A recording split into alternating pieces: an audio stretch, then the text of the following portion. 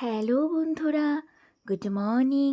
আমি মিতা নতুন একটা ব্লগে তোমাদের সবাইকে স্বাগত জানাই। আজ হচ্ছে রবিবার আর এখন বাজে সকাল 7টা মতন। আজকের ব্লগটা আমি এখন থেকে শুরু করছি তোমাদের সবাইকে সাথে নিয়ে। আশা করছি আমার ব্লগের সাথে তোমরা শেষ অবধি থাকবে। আর আমার ব্লগটা যদি তোমাদের কোনো এক জায়গায় একটু ভালো লাগে তাহলে একটু লাইক করে দিও, আর যদি খুব ভালো লাগে তাহলে কমেন্ট করে আমাকে অবশ্যই জানাবে। তো 7টার সময় ঘুম থেকে উঠেও কি অবস্থা দেখেছো চারিদিকের, মানে বৃষ্টি কমছে না। 2-3 দিন ধরে কিন্তু একইভাবে অনবরত বৃষ্টি হয়েই যাচ্ছে। এই দেখো, দেখেছো?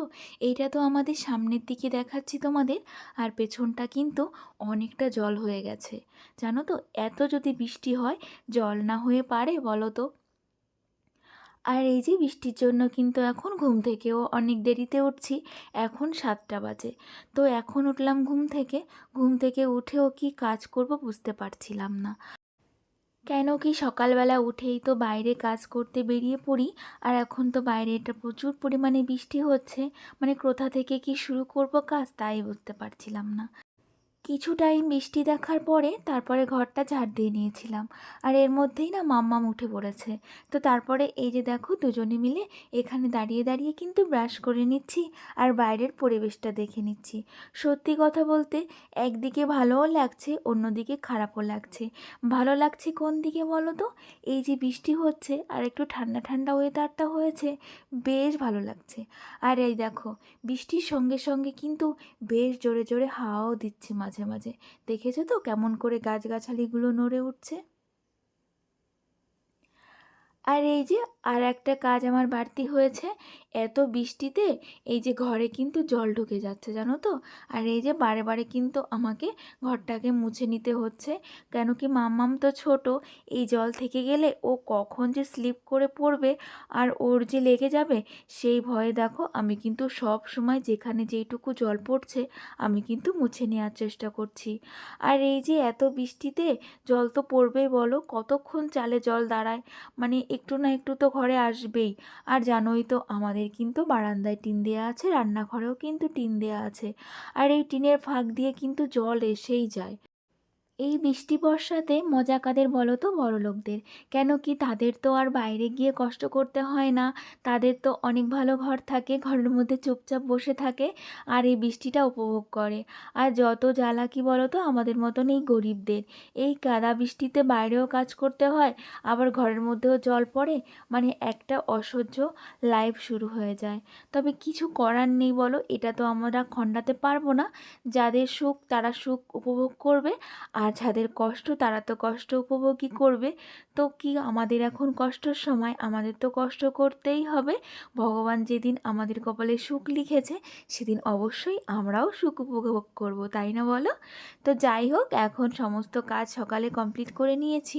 তারপরে দেখলে একটু তাল আর ওই যে কালকের বড়া, পরশু দিনের বড়া ছিল সেটা বের করে নিলাম। আর সকালে কিন্তু ওই তালমুড়ি দিয়েই আজকে আমরা সকালটা কাটিয়ে দিয়েছি। এই বৃষ্টিতে আর কি করব বলো তো, সেই জন্য ভাবলাম তালমুড়ি খেয়েই সকালটা কাটিয়ে দিই। তো মাম্মাম তো আর সকালে তালমুড়ি খাবে না, ওর ওসব খেতে ভালো লাগে না। মুড়িটা তবু একটু শুধু খায় বা একটু কিছুতে মেখে দিলে খায়, কিন্তু তাল তো ও একদমই দেখলাম পছন্দ করে না। তালের বড়াটা গরম যেদিন বাড়িয়েছিলাম গরম গরম ও একটু খেয়েছিল, কিন্তু এখন আর খেতে চাইছে না। সেই কারণে ভাবলাম মাম্মাম কি না খেয়ে থাকবে নাকি, ওকে একটু ম্যাগিই বানিয়ে দিলাম। তোমরা অনেকেই বলো সকালে মাম্মামকে ম্যাগি দিও না, দুধ দিও। কি বলো তো, সকালবেলাটা তো দুধ পাওয়া যায় না, দুপুরবেলা দুধ পাওয়া যায়, সেটা আমি মাম্মামকে বিকালবেলা খাওয়াই, মানে সন্ধ্যার টিফিনে কিন্তু মাম্মামকে দুধ খাওয়াই। ওই জন্য সকালটা একটু প্রবলেম হয়ে যায়। আর যেদিন আমি ভাত রান্না করি সকালে সেদিন প্রবলেম হয় না, কেন কি সকালে একটু বিস্কুট খেয়ে তারপর আমার মাম্মাম কিন্তু ভাত খেয়ে নেয়। তো আজকে যেহেতু আমরা ভাত করিনি, তালমুড়ি খেয়েছি, সেহেতু মাম্মামের একটু অসুবিধাই হয়ে গেছে। তার জন্য মাম্মামকে ওই যে দেখলে একটু ম্যাগি বানিয়ে খাইয়ে দিলাম। আর ম্যাগি বানিয়ে খাওয়াতে খাওয়াতে দেখেছো মাম্মামের সাথে কত সুন্দর একটু খেলাও করে নিলাম, আর ম্যাগিটাকেও কিন্তু মাম্মামকে খাইয়ে দিলাম। সত্যি কথা বলতে আমার মাম্মাম কিন্তু অনেক ভালো, অনেক বুদ্ধি, কিন্তু ও একটু দুষ্টুমি করে, ওটাই যা আর কি, মানে একটু বেশিই দুষ্টুমি করে, কিন্তু ও অনেকই ভালো। ওর বয়স আন্দাজে কিন্তু ওর অনেকটাই বুদ্ধি। তো যাই হোক, মাম্মামকে খাইয়ে দাইয়ে দিয়ে একটু কাজকর্ম করে নিয়েছিলাম ঘরে, তারপরে গিয়ে স্নানটাও সেরে এলাম। আর আমার স্নানের আগে মাম্মামকে কিন্তু স্নান করিয়ে দিয়েছি, কেন কি বারবার তো বাইরে যাওয়া যাবে না, ঝিরিঝিরি বৃষ্টি পড়ছে। মাম্মামকে কেমন করে স্নান করিয়েছি জানো তো? হাজব্যান্ড ছাতা ধরেছিল আর আমি ছাতার নিচে বসে মাম্মামকে স্নান করিয়ে দিয়েছি। আর আগে তো মাম্মামকে ঘরেই স্নান করানো যেত, কিন্তু এখন তো বড় হয়ে গেছে, ঘরে আর স্নান করানো যায় না। তাই ওই যে ছাতা মাথায় দিয়ে মাম্মামকে অল্প একটু স্নান করিয়ে দিয়েছি, আর আমিও কিন্তু স্নানটা সেরে নিয়েছি। আর এখন এই যে দুপুরে রান্নাটাও করে নেব, সেই জন্য এই যে কাজে লেগে পড়েছি। আর আমি আজকে ডিম রান্না করব, তাই ডিমটা কিন্তু এই যে ছাড়িয়ে নিচ্ছি। আর স্নান করতে যাওয়ার আগে এই ডিমটা আমি সিদ্ধ বসিয়ে দিয়েছিলাম। আর আজকে কিন্তু কারেন্টের ভীষণ প্রবলেম করছে গো, কারেন্ট যাচ্ছে আসছে, আবার মানে অনেকক্ষণ গিয়ে থেকে যাচ্ছে, কিছু টাইম পরে আসছে, এইরকম করছে। তো এরকম অবস্থায় তো কারেন্টও জ্বালাবে, কেন কি ওই যে বর্ষার সময় দেখবে ঝড় বৃষ্টিতে কারেন্টেরও কিন্তু প্রবলেম আসে। আর আমাদের গ্রাম সাইডে না একটু বেশি প্রবলেম হয়, কেন কি ওই যে গাছপালা থাকে তো রাস্তা দিয়ে, সেই কারণের জন্যই ওই যে তারের উপরে গাছপালা পড়ে, আর সেই জন্যই কিন্তু কারেন্টটাও অফ হয়ে যায়। আজকে দুদিকের কড়াইতেই কিন্তু আমি রান্নাটা বসিয়ে দিয়েছি, কেন কি বলো তো, আজকে ডিম রান্না করব আর চাল কুমড়ো ভাজা করব। আর আমি এদিকে রান্নাটা বসিয়ে দিয়েছি, আর সবজি কিন্তু আমাকে হাজবেন্ডে আজকে কেটে দিচ্ছে, কেন কি ও আজকে বাড়িতে রয়েছে, এই বৃষ্টি বর্ষার মধ্যে কোথায় বা যাবে। আর এই যে দেখো, এখন রান্নাটা আমি টুকটুক করে করে নেব। একটা বুনু আমাকে কমেন্টস করেছিল, দিদি ভাই দাদা ভাই কী কাজ করে, মানে কি জব করে, তাই লিখেছিল ও। তো বুনুটাকে আমি বলবো, বুনু তোমার দাদা ভাই কোনো জব করেন না এখনও পর্যন্ত, মানে কোনো জব পায়নি। ও এখন টিউশনি পড়াচ্ছে আপাতত, আর জবের জন্য চেষ্টা করছে। তো তোমার প্রশ্নের উত্তর কিন্তু তুমি পেয়ে গেলে। আর এই যে এখন আমি তাড়াতাড়ি করে রান্নাটাও করে নেব। আর সোনামা কিন্তু স্নান করেই ঘুমিয়ে পড়েছিল, মানে ওই ম্যাগিটা খাইয়ে দিলাম, তারপরে স্নান করিয়ে দিলাম, তারপরে ও ঘুমিয়ে পড়েছে। আর রান্না বান্না হওয়ার পরেই ওকে তুলে তারপরে ভাত খাইয়ে দেব। আগের একটা ব্লগে একজন আমাকে কমেন্টস করেছে, সবাই একা হাতে কাজ করে গো দিদি, তুমি একাই করো না, বারবার করে বলছো যে আর শুনতে ভালো লাগে না। এই কথাটা তুমি ভুলই বললে বুনু, একা হাতে সবাই কাজ করে না গো। কারো কারো সংসারে শাশুড়ি থাকে, যা থাকে, সবাই ভাগযোগ করেই কিন্তু কাজকর্ম করে, এটা আমার দেখা। তবে তুমি হয়তো সবাইকে একা হাতেই কাজ করতে দেখেছো, সেই জন্য তুমি এই কমেন্টসটা করেছো। তো যাই হোক, দেখো, হ্যাঁ আমি বলি আমি একা হাতে কাজ করি, এটা তো সত্যি বলো, আমি একা হাতে করি বলেই বলি। তুমিও যদি একা হাতে করো তাহলে তুমিও তো বলবে যে আমি একা হাতে কাজ করি, তাই না বলো? অঞ্জলি বুনু তুমি কমেন্টস করেছো, দিদিভাই কেমন আছো? আমি খুব ভালো আছি বুনু, তুমি কেমন আছো প্লিজ জানিও। তো এই তো রান্না বান্না দেখো আমি করে নিচ্ছি। আর এই যে এদিকে ডিমের ঝোল বসিয়েছি, আর ওইদিকে চাল কুমড়ো ভাজাটা বসিয়ে দিয়েছি। আর এই যে ডিমগুলো এখন দিয়ে দেবো। আর আজকে জানো তো ডিমগুলো হলুদ দিয়ে ভাজিনি, সেই জন্য না ওরকম সাদা সাদা হয়েছে, আমি ইচ্ছা করেই কিন্তু ভাজিনি।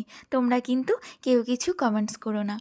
আর এই যে মা এসেছিল সেদিন একদিনের জন্য, তো মা আমার জন্য পেঁয়াজ আর রসুন নিয়ে এসেছিল, আর সেটাকেই এখন এই যে সুন্দর করে গুছিয়ে রাখবো। আমার প্রিয় দিদিভাই আমাকে একটা কমেন্টস করেছিল, বলেছিল বুনু তোমাকে আগেও বলেছিলাম একটা রেইনকোট কিনে নেবে, সেটা পরে বৃষ্টির সময় কাজ করবে বাইরে। কি বলো তো দিদিভাই, আমরা তো একটু গ্রামে থাকি, খুব একটা শহর নয় কিন্তু এটা, এটা গ্রামে বললেই চলে। তবে এখানে যদি বাইরে রেইনকোট পরে কাজ করি তাহলে কিন্তু অনেক কথা শুনতে হবে। আর যেহেতু আমি একটু গরিব পরিবারেই বিলং করি, সেহেতু কিন্তু এরকম বিলাসিতা করলে আমাকে অনেক কথা শুনতে হবে জানো তো। আর এই রেইনকোট গ্রামের মানুষ কিন্তু একটা বিলাসিতাই মনে করে, আর সেটা পরে যদি আমি বাড়ির বউ হয়ে বাইরে কাজ করি তাহলে আমাকে অনেক কথা শুনতে হবে। সেই কারণে কষ্ট হলেও আমাকে এইভাবেই জানো তো বৃষ্টির মধ্যে কাজ করতে হবে জানো তো দিদিভাই। তো সব জায়গায় সবটা তো মানায় না, কি করব বলো। এই যে দেখো ব্লগিং করি, তাতেই কত কিছু আমাকে শুনতে হয়, তাই না?